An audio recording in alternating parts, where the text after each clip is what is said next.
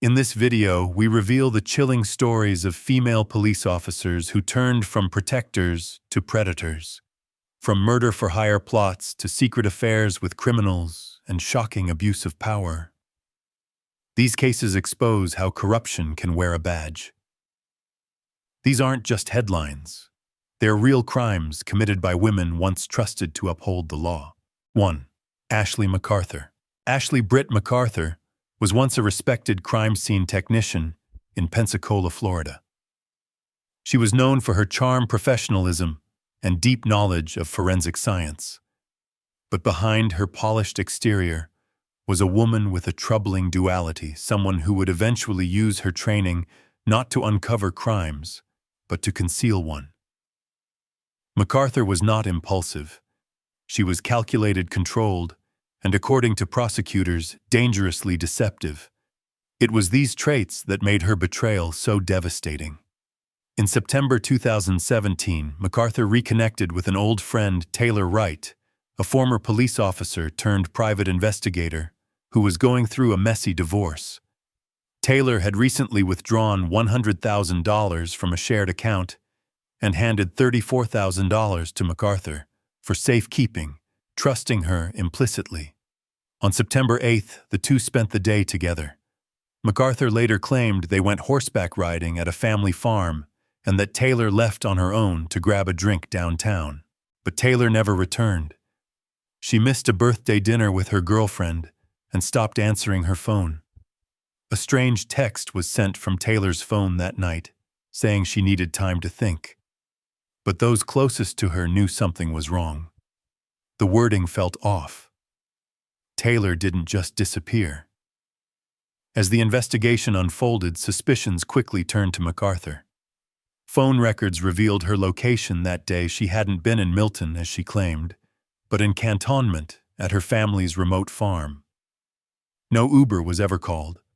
Surveillance video showed her purchasing concrete and potting soil the very next day. 6 weeks later, investigators uncovered Taylor's remains buried in that same farm, encased in concrete with a bullet-shaped necklace nearby. The cause of death, a single shot to the back of the head. Though no murder weapon or DNA was recovered, the prosecution built a damning case from cell phone databank records and testimony. Mcarthur had deposited the money into her own account and quickly spent it on personal indulgences. Friends testified that she had openly discussed plans to drug Taylor, and if that didn't work, she'd just shoot her. In August 2019, Ashley Mcarthur was convicted of first-degree murder and sentenced to life in prison. Today, Ashley Mcarthur remains incarcerated in a Florida state prison with no chance of parole until at least 25 years have passed. Her 2021 appeal was denied. For Taylor Wright's loved ones, the pain of her loss remains sharp. A mother, a friend, and a fighter gone because of someone she trusted. The case of Ashley Mcarthur serves as a haunting reminder that betrayal doesn't always come from strangers. Sometimes it's the people closest to us, those who know how to hide the truth because they've been trained to. But no matter how carefully a crime is buried, the truth has a way of surfacing. 2. Stephanie Lazarus. Stephanie Lazarus was a respected LAPD detective known for her discipline, loyalty, and years of service. But behind her badge was a secret she carried for over 2 decades, a cold-blooded murder that nearly disappeared into history. It was a case that fooled detectives, silenced evidence, and haunted a family who refused to stop searching for the truth. She met John Ruetten in the late 1970s at UCLA. Their relationship was casual, according to him. But to Lazarus, it seemed like much more. So when John got engaged to Sherry Rasmussen, a bright and accomplished nurse, something inside Lazarus shifted. Sherry didn't know Stephanie by name, but she sensed someone from John's past was watching her. She just didn't know how close that person really was. On February 24, 1986, John came home to a nightmare. Sherry was lying on the floor of their Van Nuys condo, brutally beaten and shot. The scene looked like a burglary gone wrong. Electronics stacked near the door, signs of a struggle. LAPD detectives called it a hot prowl, but something about it didn't add up. Sherry's father, Nels Rasmussen, begged the police to investigate Lazarus. He suspected the motive wasn't robbery, it was personal. But his concerns were ignored. No solid evidence pointed to anyone. The bite mark on Sherry's arm was collected, but with no DNA match and no murder weapon, the case went cold. Lazarus continued her career at the LAPD, climbing the ranks, specializing in art theft investigations, and even mentoring young officers. No one knew she had murdered the wife of her ex-lover until the case was reopened in 2009. Detective Jim Nuttall took a fresh look at the cold case and noticed the female DNA from the bite mark. He revisited the burglary theory and found it suspicious. He built a list of 5 female suspects who had crossed paths with Sherry. 4 were quickly eliminated. The 5th, Stephanie Lazarus. A surveillance team was assigned to track Lazarus. They watched as she threw away a coffee cup in a public trash can. Forensics tested the DNA. It was a match to the bite mark on Sherry Rasmussen. Lazarus was arrested in 2009 and charged with first-degree murder. In court, she remained stoic and denied everything. But in 2012, a jury found her guilty. She was sentenced to 27 years to life in prison, plus 2 years for use of a firearm. In 2023, under a California law that gives special consideration to offenders under 26, Lazarus became eligible for parole. She was 25 when she committed the murder. For the first time, she offered a partial confession, but the parole board wasn't convinced. "She doesn't feel remorse," said Sherry's sister. "She just wants out." Lazarus remains behind bars today with another parole hearing scheduled within 120 days. A police officer sworn to protect turned predator. A murder hidden in plain sight. And a family that never gave up. The truth was closer than anyone imagined, just down the hall. 3. Antoinette Frank. Antoinette Frank once wore the uniform of the New Orleans Police Department. On paper, she was everything the city needed young black, and committed to serving a community still scarred by mistrust and crime. But beneath the badge was a different story.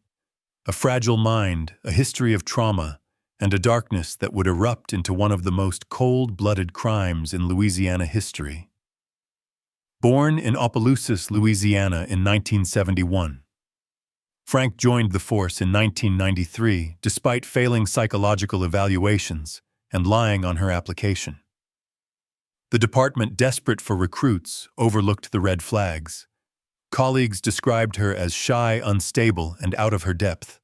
Some even questioned her ability to function as an officer. But Frank's mask held at least for a while. In 1994, she met Rogers Lacaze, a known drug dealer with a violent past. Their relationship quickly turned personal and then criminal. They were seen together during traffic stops at crime scenes, even riding in her patrol car. Frank, it seemed, had crossed the line and left it behind completely. On March 4, 1995, that line vanished for good. That night, Frank and Lacaze entered the Kim On restaurant in New Orleans East. Frank had worked security there off-duty. But this wasn't a routine visit. Inside were members of the Vu family, owners of the restaurant, and Officer Ronald Williams II, Frank's colleague. Within minutes, chaos erupted. Lacaze shot Williams from behind, paralyzing him with the first bullet. Then, without hesitation, he continued firing until the officer was dead. Frank forced the Vu siblings to the ground, demanding money. When they couldn't provide it fast enough, she beat and executed them, Ha Vu 21 and Quang Vu just 17. Unbeknownst to the pair, 2 surviving family members were hiding in a freezer, quietly witnessing everything. When Frank returned to the crime scene minutes later in a patrol car posing as a first responder, she was met by Chow Vu, the surviving sister. "You saw what happened," Chow reportedly said. "You killed my brother and sister." Frank was arrested on the spot. During the investigation, detectives uncovered a disturbing trail. Witnesses came forward describing Frank and Lacaze pulling motorists over and robbing them. Others recalled Lacaze freely handling her police gear. 1 year earlier, Frank's father had mysteriously gone missing. Months after her arrest, a skull with a bullet hole was discovered buried beneath her house. It was never officially identified, but police believed it belonged to her father, whom she had accused of sexual abuse. Frank was tried and convicted in September 1995. The jury took just 22 minutes to find her guilty on all counts and less than an hour to sentence her to death. To this day, she remains the only woman on Louisiana's death row. 3 decades later, Antoinette Frank is still fighting to overturn her sentence. In May 2025, a judge accepted her appeal and scheduled a new hearing for December. The state's attorneys continue to oppose it while survivors wait for justice to be finalized. She was supposed to serve and protect, but she became the threat. Antoinette Frank didn't just betray her badge, she weaponized it. And the scars she left behind still echo through a city that trusted her. 4. Alfreda Fluker. Alfreda Janapril Fluker was a decorated officer with the Birmingham Police Department. With 15 years on the force, she served on the crime reduction team, wore the badge with authority, and was trusted to protect her community. But on the night of April 10, 2020, Fluker shattered that trust in a way that still echoes through the city's streets. What began as a tangled web of personal betrayal ended in a brutal killing that would cost her everything: her career, her freedom, and her future. Born and raised in Alabama, Fluker was known by colleagues as quiet but dependable. There were no signs, at least publicly, that something darker lay beneath the surface. But those closest to her later described a woman struggling with emotional control and increasingly obsessed with a fellow officer, her romantic partner, Mario White. Their relationship was volatile, marked by jealousy and suspicion. And when she discovered White was seeing another woman, it became a fatal obsession. That woman was 43-year-old Kenesha Nicole Fuller. On that April night, Fluker tracked White to Germania Park in Birmingham. He was there in an unmarked police car with Fuller in the passenger seat. Fluker followed, exited her own vehicle, and approached. What happened next was fast and final. Pulling her department-issued firearm, Fluker opened fire on the car.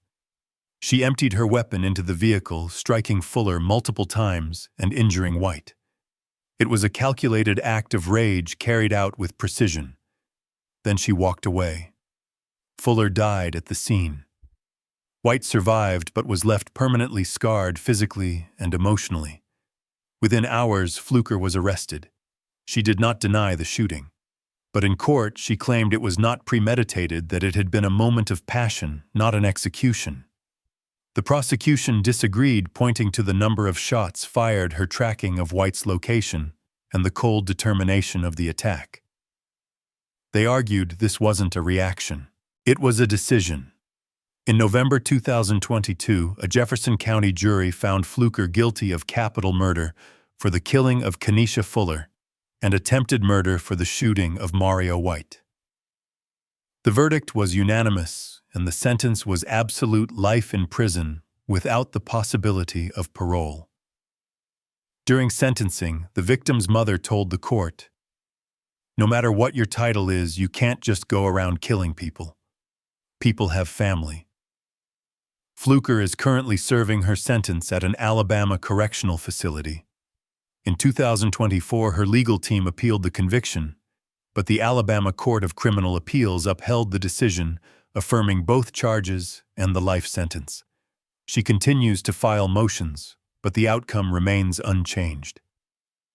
What makes this case so chilling isn't just the violence, it's the betrayal. A police officer sworn to protect life used her authority to take it. In a moment driven by jealousy and anger, Alfreda Fluker turned her badge into a weapon. and in doing so, she became the very danger she was hired to defend against. 5. Sophie Emms.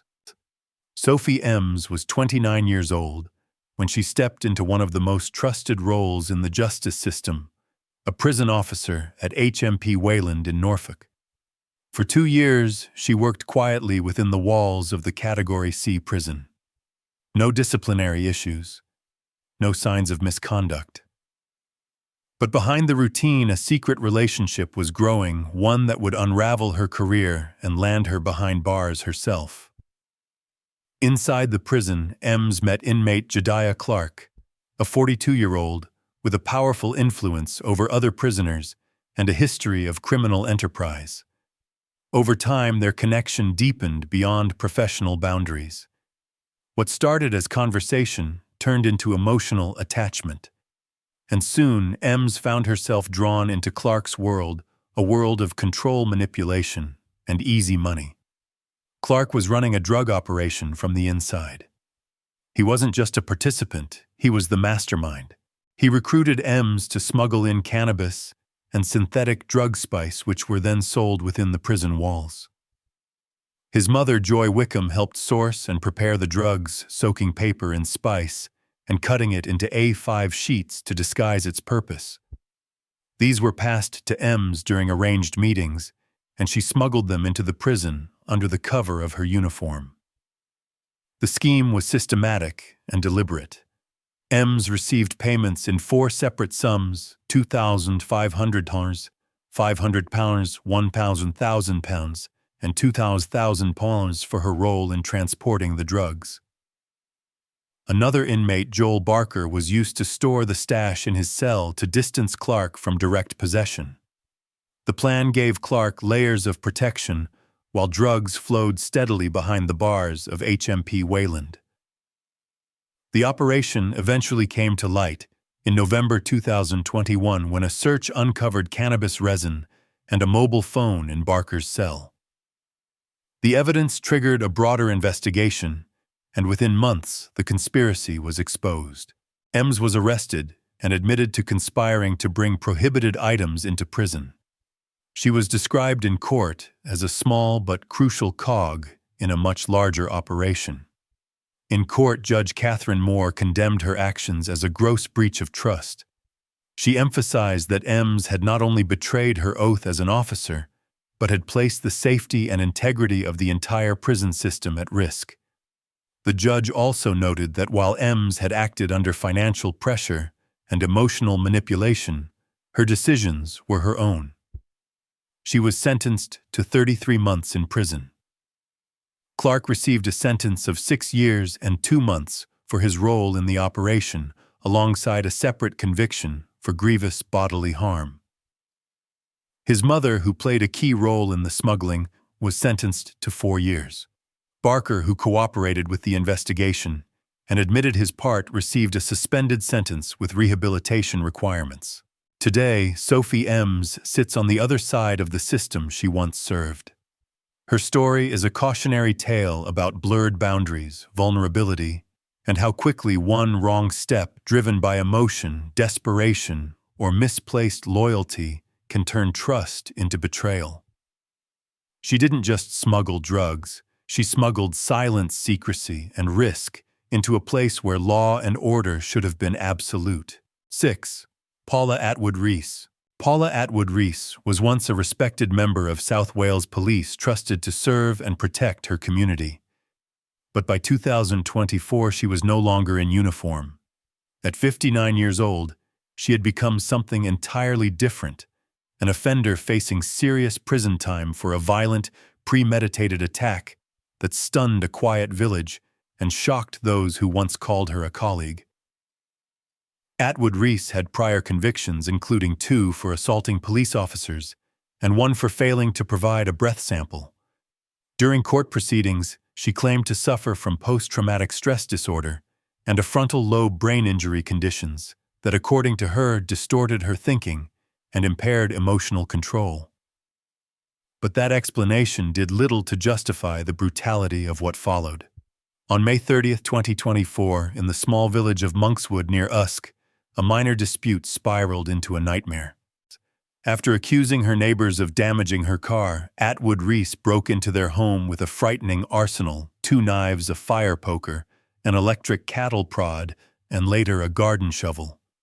Her victims, Christopher and Jacqueline Teague, both in their 60s, were assaulted in their own living room. Jacqueline was punched and struck in the face with a poker. Christopher was beaten as he tried to protect his wife. The attack was frenzied, relentless. After the initial assault inside, Attwood-Rees left the house only to begin smashing their cars with a shovel. When Jacqueline stepped outside to call emergency services, Paula turned back this time, wielding the shovel, and struck her in the head. She kept hitting until a passing motorist intervened and restrained her. Police arrived minutes later. Even then, Attwood-Rees lashed out, kicking one of the arresting officers. She was arrested at the scene and later pleaded guilty to multiple serious charges: wounding with intent assault, causing actual bodily harm, aggravated burglary with intent, common assault on an emergency worker, criminal damage, and possession of multiple offensive weapons, including a prohibited electric stun device. At her sentencing in Mcarthur Tidfield Crown Court on October 22, 2024, the judge called her behavior violent and abusive and emphasized how she, as a former officer, should have known better. Her victims, the judge noted, had endured serious trauma and would carry the physical and emotional scars long after the headlines faded. Attwood-Rees was sentenced to 6 years and 2 months in prison. She was ordered to serve 2/3 of that behind bars and was prohibited from ever contacting her victims again. For the Teague family, the impact was lasting. They were forced to leave their home after the attack. Her story is a grim example of how authority, when corrupted by mental instability and unchecked rage, can turn dangerous. Once a woman of the law, Attwood-Rees became a figure of fear. The uniform she once wore now only deepens the betrayal. Her fall from grace is not just a tale of violence, but a warning about the dangers of ignoring unresolved trauma and the devastating consequences when power turns inward. 7. Stephanie Heaps. Stephanie Heaps once wore a uniform that represented authority, duty, and trust. She began her career at HMP Wymont in 2018, working as a prison officer. By 2019, she had crossed over into the police force, joining Greater Manchester Police. On the surface, she was a woman rising through the ranks of law enforcement. But beneath that uniform was a secret that would eventually unravel everything she had built. Before ever putting on a police badge, Heaps had entered into a relationship with Leon Leighton Ramsden, a convicted murderer serving a life sentence. He had been jailed for a brutal pub killing. Their relationship began while she was still a prison officer, and when she joined the police, she never disclosed it. That omission wasn't just unethical, it was dangerous. Between 2018 and 2019, Heaps maintained contact with Ramsden through illicit phones smuggled into prison. She visited him frequently and passed along sensitive information. She didn't just look the other way, she became involved. She failed to act when one of Ramsden's associates committed domestic violence. She accessed police systems and leaked intelligence. She enabled Ramsden's expanding criminal network from both sides of the law. By late 2019, Greater Manchester Police's anti-corruption team noticed discrepancies. Investigators began monitoring her activities. What they found was a web of deceit. Phone records, prison visits, financial transfers, and intelligence leaks pointed to a clear betrayal. Over 4 months, the evidence mounted. In January 2020, Heaps was arrested. She refused to answer questions. Weeks later, she resigned from the force. The investigation continued, building a solid case in partnership with the Crown Prosecution Service and prison authorities. In October 2022, she pleaded guilty to multiple offenses: misconduct in public office both as a prison officer and police constable, encouraging criminal activity via illegal phone contact, conspiracy to commit burglary, and conspiracy to launder criminal proceeds. She had been a vital piece of Ramsden's operations, providing cover and connections. On July 4, 2024, at Bolton Crown Court, Heaps was sentenced to 4 years and 3 months in prison. Ramsden, who had continued orchestrating crime from his cell, received an additional 5 years and 7 months to be served alongside his life sentence. Heaps was banned from ever working in law enforcement again. Today, she remains behind bars, now known as Stephanie Ramsden, having married the very man whose crimes she helped facilitate. Her fall from grace is more than a scandal.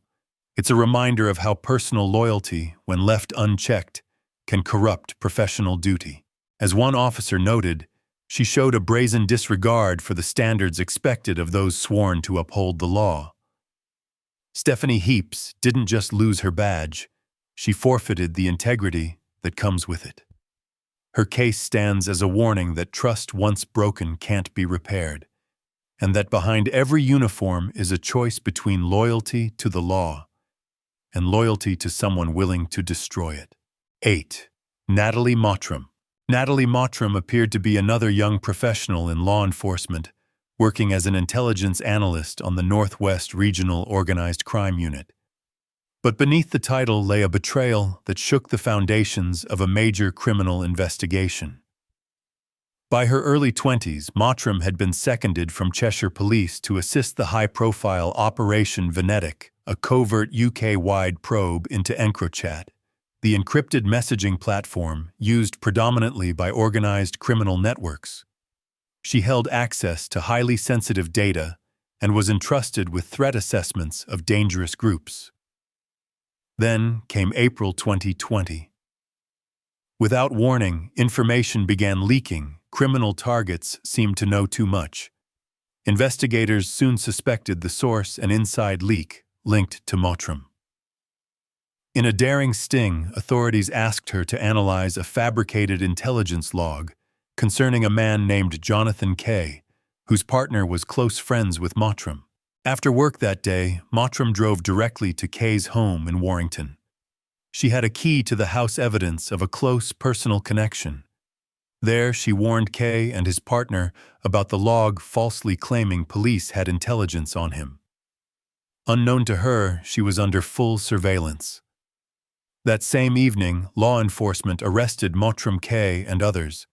Around £200,000 in cash was seized at the suspects' addresses.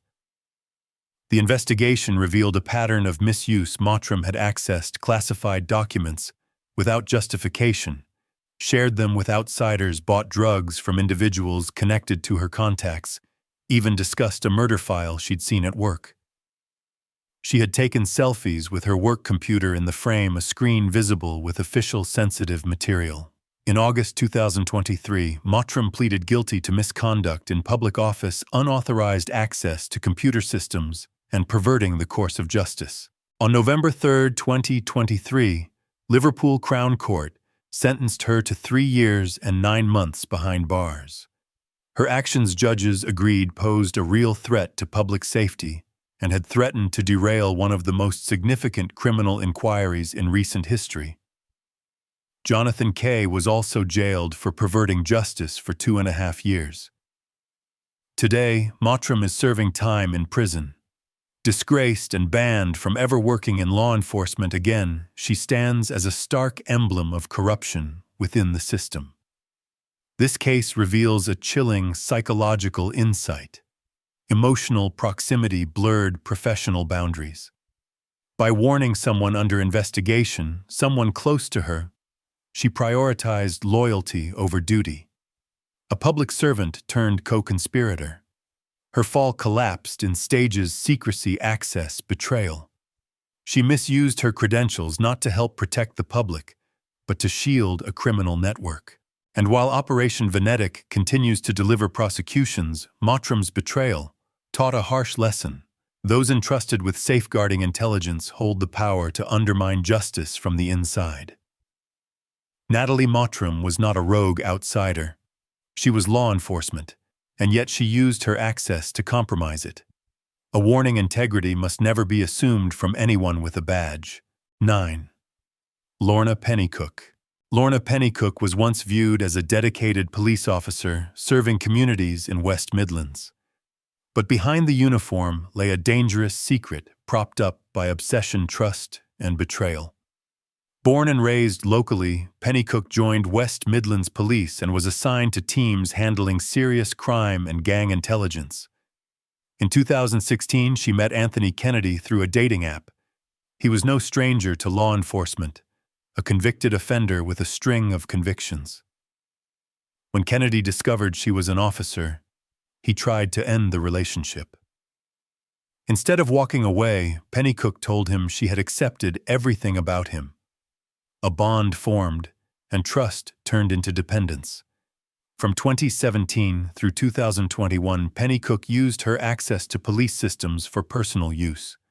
She performed unauthorized searches, 42 warrant checks alone relating to Sandwell, where Kennedy lived far more than any other area she was assigned.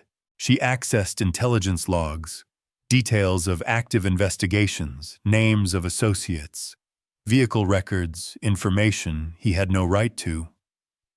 Some requests were at Kennedy's prompting. Others were driven by her own compulsion.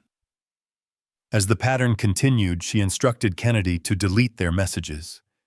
She asked him to provide a burner phone to avoid detection.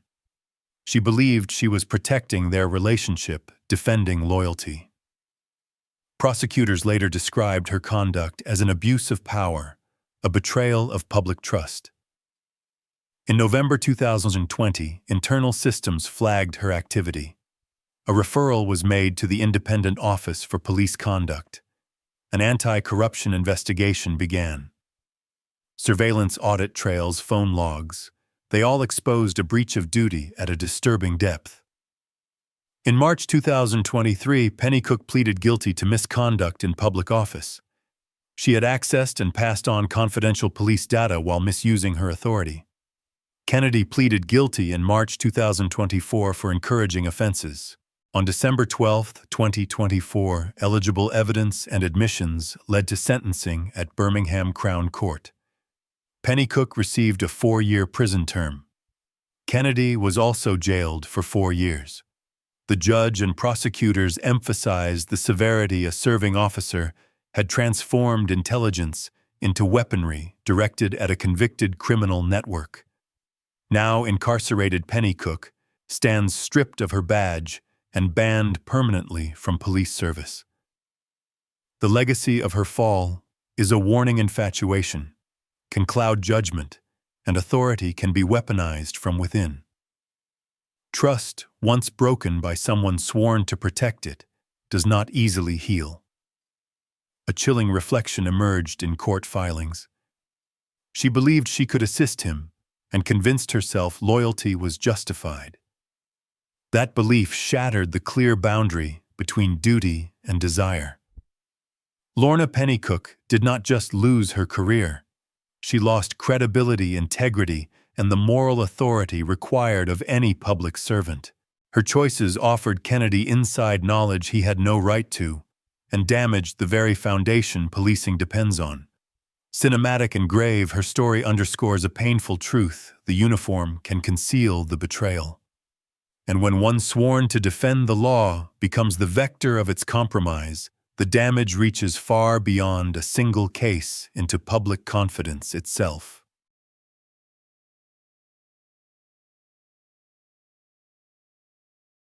(10) Valerie Cincinelli. She wore a badge for over a decade. Sworn to protect, trained to de-escalate. But Valerie Cincinelli's story ended not in honor, but in scandal, betrayal, and a staged murder scene.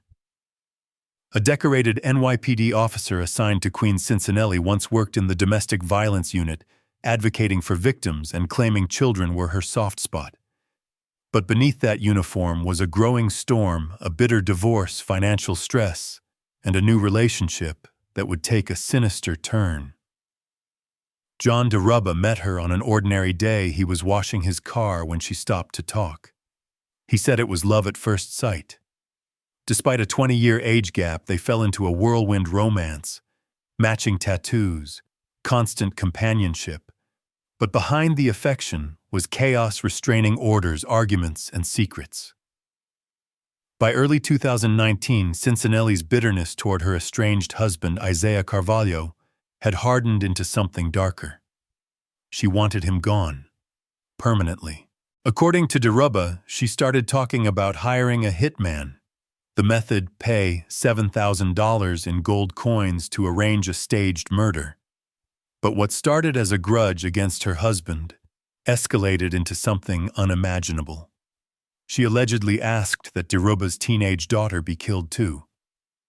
When she threw my daughter into the mix, Deruba said later, "That's when I knew I had to go to the FBI." From that moment on, Deruba became a federal informant. He began recording conversations. Together with agents, he helped stage a fake crime scene complete with photos of the supposed murder. Cincinelli, caught off guard, allegedly told him to delete messages and stick to a cover story. It was all a trap. She was arrested in May 2019 and charged with 2 counts of murder for hire. The case captivated the media. A police officer turned suspect, a lover turned informant. But behind the headlines, the evidence was murky. Cincinelli's defense painted Deruba as manipulative, even vengeful, a man who pushed boundaries and twisted her words. And Cincinelli herself insisted the plot wasn't real. After years of legal battles, she accepted a plea deal. In April 2022, she pleaded guilty to obstruction of justice, admitting she destroyed evidence but denying any intent to kill. The murder for hire charges were dropped. Prosecutors maintained they could have proved her intent, but the plea ended the case. At sentencing, Cincinelli apologized, saying, "I know what I did was wrong. I'm truly sorry." She resigned from the NYPD. Her pension was forfeited. She remains in federal custody, awaiting release in the coming years. As for Deruba, he's laid low since the arrest tattoo removed reputation scarred. "I thought I was being her knight in shining armor," he said. "It was more like tin." In the end, Valerie Cincinelli's case is not just about a failed plot. It's about how love, obsession, and power can turn protective instincts into dangerous impulses. A former officer crossed a line that can never be uncrossed, and the cost was everything. 11. Kim Potter. Kim Potter spent 26 years patrolling the streets of Brooklyn Center, Minnesota. A seasoned veteran respected by colleagues, she once believed in her duty to serve and protect. But on April 11, 2021, a routine traffic stop led to a moment that would forever alter her life and spark nationwide outrage. Approaching Daunte Wright's vehicle for an expired registration tag, Potter intended to deploy her taser. Instead, she drew her firearm and fired. Moments before that, you hear her shout, "Taser." Taser body cam footage captures her horror when she realizes what she's done and exclaims, "Holy shit, I just shot him." Textbook training turned to tragic misfire. Wright drove off briefly and crashed moments later. He died at the scene. The shockwave was immediate, seen by many as another flashpoint in ongoing police violence, made all the more raw by its timing, just blocks from where Derek Chauvin's trial was unfolding. Protests erupted across the Twin Cities and beyond. Potter and her chief resigned within days. The state took over the investigation. Prosecutors argued her act was reckless. The defense claimed a classic slip and capture error born of muscle memory. She insisted she never meant to fire her weapon, only to deploy non-lethal force. A jury ultimately convicted her of first- and second-degree manslaughter in December 2021. At sentencing in February 2022, Judge Regina Chu described it as one of the saddest cases of her career. Despite prosecutors seeking over 7 years, Potter received a 2-year sentence. She served 16 months behind bars and was released under supervised release terms.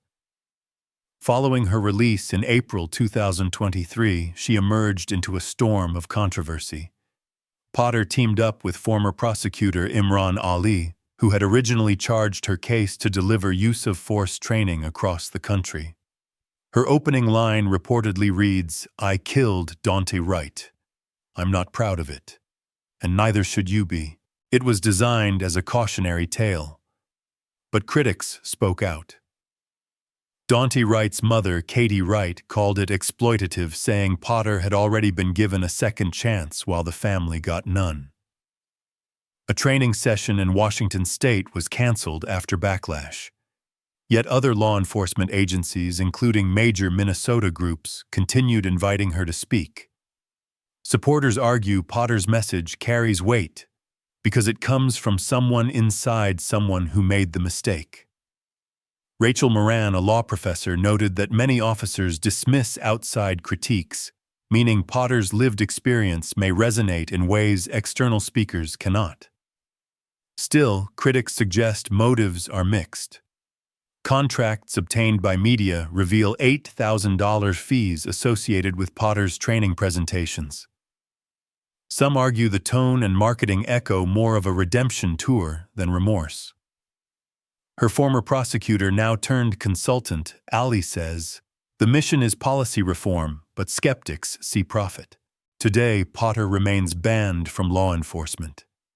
Her legacy is ambiguous: a life lost, a career ended, and a woman trying to turn her mistake into a message while facing fierce condemnation from the very community she supposedly serves. In the end, Kim Potter's story is not just about one tragic shot, but about the cost of split-second decisions, how accountability is defined, and whether redemption can or should be public.